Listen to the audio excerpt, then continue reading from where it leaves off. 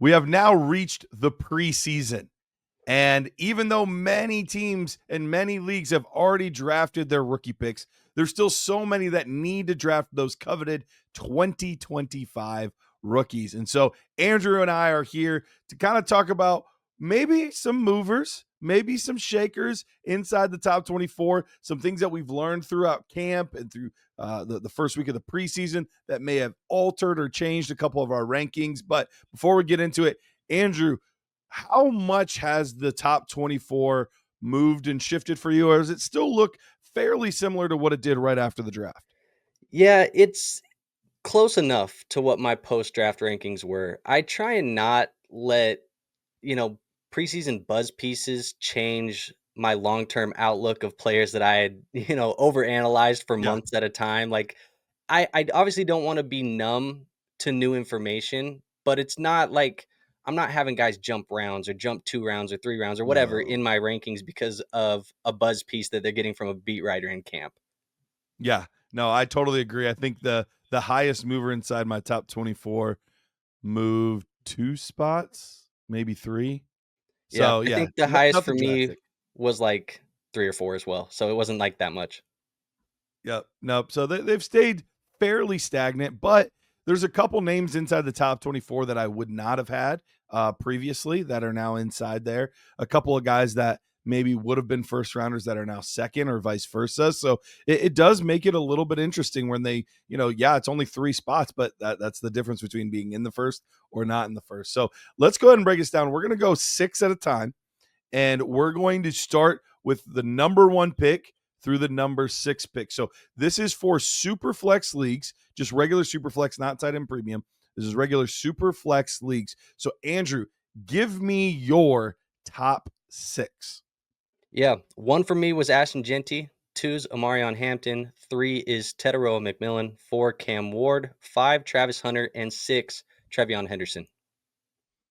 Okay, so we have the exact same top 6. However, we do not have them in the exact same order. So we can touch on that. First 2 are the same: Ashton Jeanty, Omarion Hampton. But the biggest difference in our top 6 is who I have at 3 is who you have at 6, and that's TreVeyon Henderson. For me, I have him at 3. You have him at 6. Now, obviously, if you have a top 6 pick, you're feeling pretty good. These are all blue chip players that we feel really, really good about. For me, part of this was not even the NFL draft, but the pre-draft process. I actually had TreVeyon Henderson as the number 2 back in the pre-draft process. It was very, very close between him and Omarion Hampton, but I liked what TreVeyon Henderson did specifically in the receiving game quite a bit. Now, I think up until maybe even this week, there might have been a lot of people that would have said, man, that's really, really early for TreVeyon Henderson. But I've seen him really rise up boards lately simply because of the camp news, but also specifically the first preseason game. He takes the first play, kickoff return back for a touchdown. In his 1 rush attempt, he rushes for 18 yards. Like, he just looks like the real deal. How do you feel about TreVeyon Henderson, and kind of what's your thought process on maybe having some of the receivers and the quarterback a little bit ahead of him?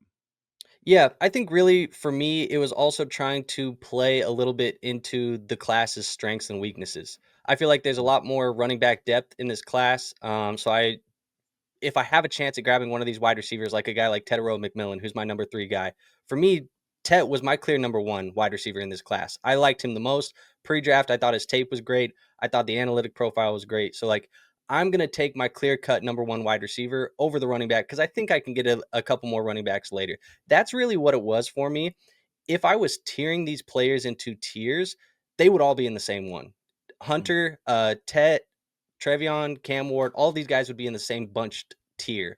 And so if you want to take them, whatever order for you, I don't typically like people to, draft off of need, but if you do have a big need at running back on your team, go ahead and grab TreVeyon Henderson over Tet McMillan if you want. Grab it over Hunter. So I don't have a strong preference. I liked Henderson a lot as well. For me, he was like flirting with RB2. I kind of was between RB2 and RB3 throughout my draft process, and then overall when it came down to draft capital, Omarion getting the number 1 True. or first round draft capital just cemented him there for me as the number 2 in the class. So Yep, He was me right too. there with me with tape. I'm with you. I like the tape, but I can't pass on T-Mac. I love T-Mac, man. I think he's going to be a really good player. I definitely think he has an opportunity to be a really good player as well. So I have Ashton Jeanty at 1, Omarion Hampton at 2, TreVeyon at 3. We're the same spot with Cam Ward. I have him at 4 as well.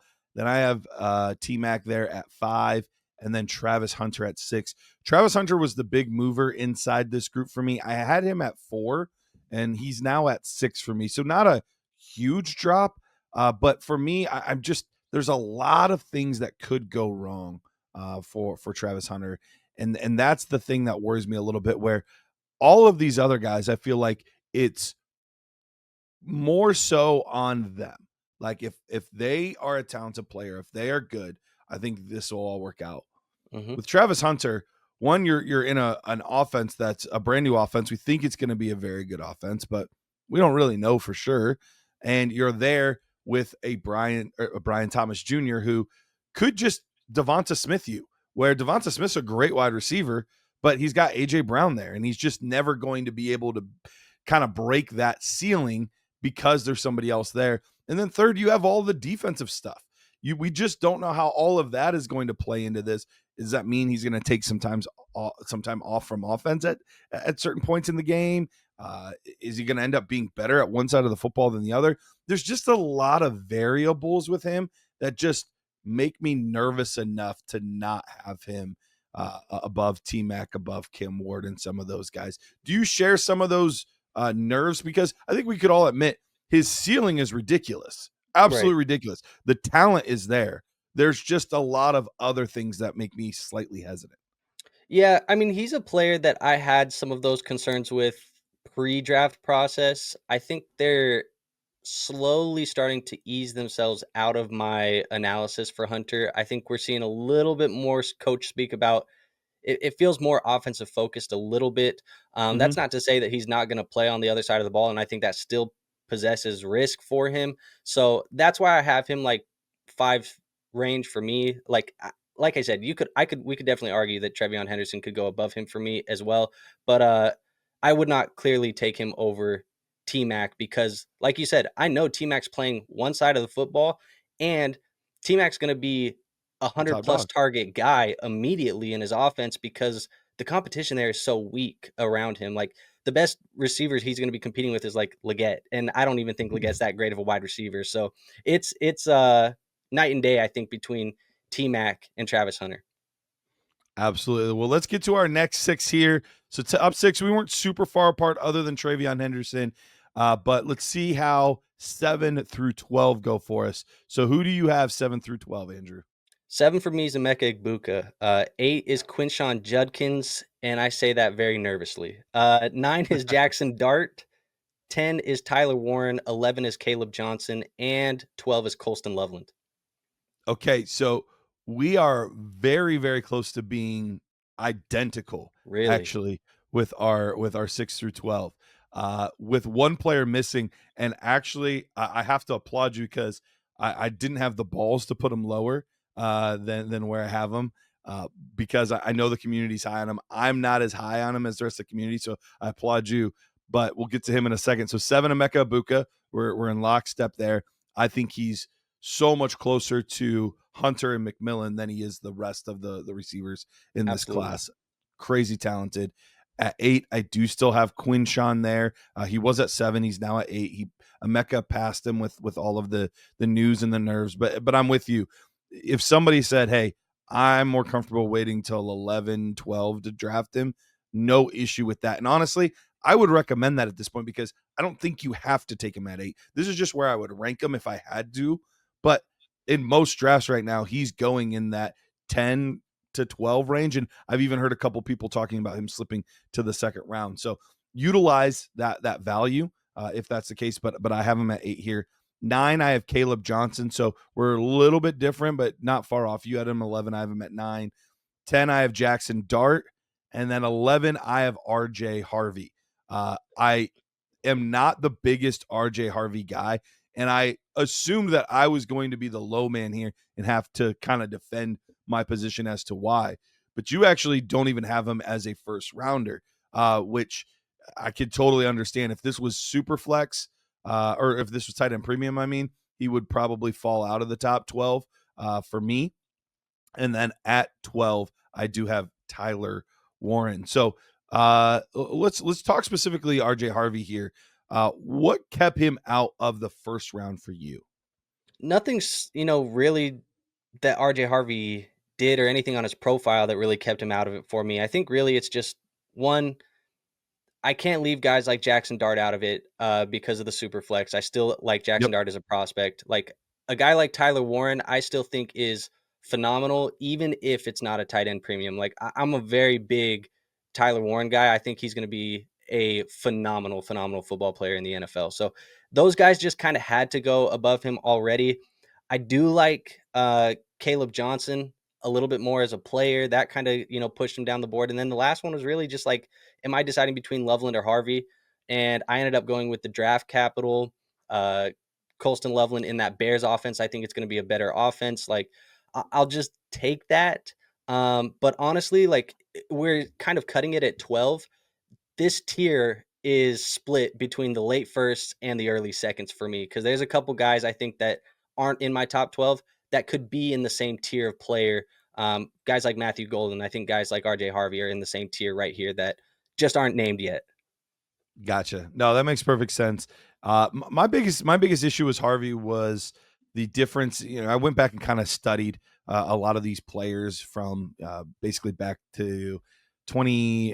Did I go back 2018, 2019, somewhere in there, and looked at the players that rose the most post draft in Mhm. dynasty rankings from pre draft to post draft, and we saw that the hit rate on players that rose more than, and I have to go back and look at all the data, but it was basically more than 6 spots or fell more than 6 spots. The guys that rose more than 6 spots had about 33% chance of hitting compared to the guys that weren't. So 1/3 or 3 times better, I should say, if they did not move more than 6 spots than if they did. So just kind of sticking with the data there. It's tough to really elevate these guys post draft because we didn't necessarily see it. And sometimes coaches do reach for guys that they like. And it's not always necessarily because they think they're the best player, but they're the best fit for what they do. They're the best fit for their offense and stuff like that. So that was the hard part for me is just I struggle with guys that rise a lot in our dynasty rankings post draft. Yeah. So I after, will. go Let me ahead. jump in here too, real quick, because I think Harvey for me, he was probably the faller in this tier. Post draft, I had Mhm. him higher, but the addition of J.K. Dobbins was the thing that kind of pushed him down the board just a couple spots for me. And also, Mhm. like when I'm looking at my prospects too, like I always create this master data sheet like that I like to track. It's kind of like my analytic cheat sheet that I look at for these prospects on top of the film. And so, like some of the things that I look at are obviously like measurables: height, weight, breakout age. You Mhm. want to see like how that compares to the average NFL running back who performs as an RB1 or an RB2. I look at rushing share, rushing yardage percentage, receiving yardage percentage, total share like of the rushing offense that they had in college, things like that. When you're looking at that for RJ Harvey, the profile's good, not great. Like he definitely dominated a lot of the rushing yardage percentages and the total yardage percentages, but he's a graduate, senior. He's 24 years old as a running back prospect, like 5'8", 205, 22-year-old breakout age. Like these are things that are not the elite analytic profiles that you want to see. When you look at guys like Kaleb Johnson, straight across the board, 6'1", 225, 19-year-old breakout age, greens, dark green boxes that I have in this All right. showing that he's elite at it across all of the receiving and the rushing and the whatever shares. So like those type of prospects, despite RJ Harvey getting a little bit better draft capital, it's just I'm not going to look at the data and the film that I'm watching pre-hand and say Sean Payton, and I maybe this is not the best way to do it, but I'm not going to be like Sean Payton likes RJ Harvey, so I should now push him up my draft board. Like, yes, react to draft capital a little bit, but like the numbers right here are telling me that Kaleb Johnson should have a better chance at being a better NFL running back. Yeah, absolutely. And the same type of narrative happened with Clyde Edwards-Helaire, happened with Trey Sermon, happened with a lot of these guys where handpicked by, whoever, and they moved up the board and it's a great offense and blah, blah, blah, blah, blah. And it just doesn't always work out. Now, there are some cases. James Cook was an example of a guy that did kind of rise post draft because he got better draft capital than people expected, and it did work out. But he tends to be the outlier, whereas the rest of those guys kind of followed suit with actually maybe they weren't as good as we thought they would be. Nice So pedigree in that Cook family too. I got the Dalvin jersey hung up right there. yeah, there you go. There you go. All right, let's get to 13 through 18 here. So I'll go first this time. Let's see. Let you react to this. So 13 through 18, I have Colston Loveland at 13, Jaden Higgins at 14, Matthew Golden at 15, 16, I have Cam Skattebo, 17, Kyle Williams, and 18, Luther Burden. So how does that compare to you? Yeah, a little bit different. Similar names, but for me, 13 is Matthew Golden, 14 is RJ Harvey, 15 is Luther Burden, 16 Jaden Higgins, 17 is Cam Skattebo, and 18 is Trey Harris. So no Okay. Kyle Williams on that list for me, actually, who's in your top 18? Yeah, so we'll get to where you had him in a second. We're not crazy far off, even though didn't quite make the cut at the top 18. And really, the only other difference, at least in the grouping, is RJ Harvey, who we've been talking about. Colston Right. Loveland got bumped down one spot for me, so he ended up being at 13. Like I said, if it was tight end premium, Warren and Loveland both would have been ahead of Harvey, and that would have made a difference in the rankings. Harvey would have dropped to the second round for me. But I think overall, we're pretty similar as to where we have these guys, maybe one or two spots different, but they're all within the same tier. Some people might be a little bit surprised to see Cam Skattebo in here. How do you feel about Cam Skattebo, his opportunity with the Giants? I know he's a little banged up right now. Is he somebody that you could see actually being a legitimate fantasy option, potentially even this year? Or is it just, hey, he had good enough draft capital with the early fourth, and there's not a super difficult path, so it just feels right to put him here? Yeah, for me, he was very much, I think, the last running back that I felt like I was very comfortable with. Because after Cam, it's like the Tutons, the Sampsons, the Jarquez Hunters, whoever's of the world. And so he was kind of the last of this group that I felt very comfortable with. And that's because the tape is good, the analytic profile is good. Like all of the numbers check out for him. The draft capital wasn't as high as I thought he could have went into the NFL draft. But I think part of that was the NFL noticed how deep the class was at the running back position. So by default, a couple of these guys kind of fell a little bit further than they should have. I do believe he can possibly be a contributor for fantasy football teams where we're plugging him in reliably into our lineup this year. But he would be a player that I wouldn't, be hanging my hat on for 2025, maybe 2026 and beyond. I still like Tyrone Tracy. I liked Tyrone Tracy as a running back last year as kind of like a dart throw taxi ad, and it did pay off. Yeah. And I do believe he's kind of the better pass catcher in this backfield, a converted wide receiver. It could be a split, maybe similar to how we've seen historically guys like Najee Harris and Jalen Warren be. Obviously, you wanted Najee Harris in the backfield, but Jalen Warren still kind of came in and took some of that pass catching work and had some of those plays. I think that's what this could look like long term for Daboll and the Giants. So, is Skattebo going to have the chance here to be very, fantasy football relevant? It depends on how good the Giants are, but yes, I think the opportunity and the pathway is there. Yeah, absolutely. The one guy that you ended up being a little bit higher on, so this is the guy that you had, and we already mentioned Kyle Williams. The guy that you had in that I did not was Trey Harris. How do you feel about Trey with this Chargers offense? I know some of the camp reports haven't been the most glowing, but it's preseason, it's camp, it's we don't want to overreact to all of these things. How do you feel about Trey Harris moving forward with the Chargers? Yeah, I think for me, it's more trying not to get overreactive to camp reports because I did like him as a prospect in this class. I thought the tape was pretty good. I thought he was a player too that complemented this offense very well. Like he fit a very unique skill set that I think was needed in this offense. It may take time for him. Obviously, they brought in Keenan Allen, but Keenan Allen's not going to do the things that Trey Harris does for this offense. I think more so it's Harris competing with Quinton Johnston, and Mhm. so he's kind of going to be the guy that I expect to be the big play, deep downfield, Yep. receiving end of Herbert's big arm and catch those long touchdowns. I think that's what Trey Harris can be here, and that's going to complement Ladd a lot. It's just for me, trying to be a little bit more patient, wait and see. But I love the draft capital. I love, kind of the receiving profile that we saw, just some of the other stuff. So trying not to punish him for maybe a slower start than people want. Right, absolutely. All right, let's get to our final picks here, 19 through 24. So for me, it was Jack Besh, Mason Taylor, Trey Harris, Bayshaw Tootin, Elijah Roro, and Dylan Sampson. But from talking pre-show, I think this is where our biggest differences are. It's right here at the end of the second round. Yeah, I mean, where we're at in this part of the draft, it really shallows out, and it's kind of just pick your guy at this Pick your point guy. for Yep. me. So for me at 19, I went Kyle Williams. So he just barely missed that cut from the last year that we talked about. I went Jalen Milroe at 20, Jalen Knoll at 21, Dylan Sampson at 22, Bayshul Tootin at 23, and then I snuck in Shador Sanders at 24. Was debating between him and Mason Taylor, but I ended up going with Shador because of Superflex. And I think really for me, when it looks at this tier, like I said, get your guy. You notice Yeah. that for my tier, it was Jalen Milrose here, Shador Sanders is here.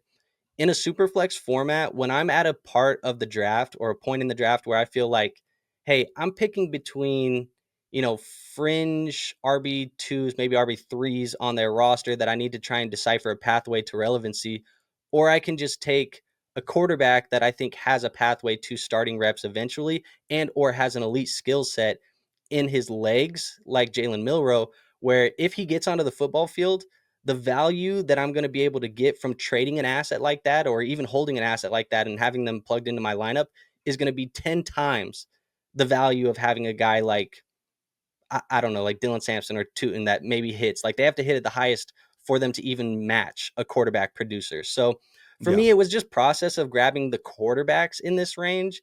I just think Jalen Milroe, if he gets onto the football field, if Darnold isn't as advertised, if he was more of a Kevin O'Connell disciple than he is, what we've seen over the last couple of years from Darnold historically, like if he leans more that way and it doesn't work out for him, what's to keep them from throwing Milroe onto the football field? And then all of a Sure. sudden he's giving you Justin Fields top 12 type numbers because he's using his legs. And then I can flip him for a first round pick in 2026 and just make my money next year. Like that's what I'm thinking for this like Yeah. draft selection. Let me ask, with that process, what kept Shuck out for you? I don't believe he's a good quarterback. I think Okay. it just Okay. comes down to like he's a player that I don't see value insulation happening for him. I don't necessarily even believe he's much of a better quarterback than Spencer Rattler on the roster. And I do believe that next year the Saints they're kind of getting a stopgap quarterback in my opinion. With Derek Carr retiring, they needed another quarterback Sure. on the roster. They took Shuck. Next year they're playing for the number one quarterback in the draft, and I think Doug Nussmeier is going to get his son Garrett Nussmeier as the quarterback one of his teams. So that's kind of my thought process there. But I think Shador he had a better tape than Shuck to me.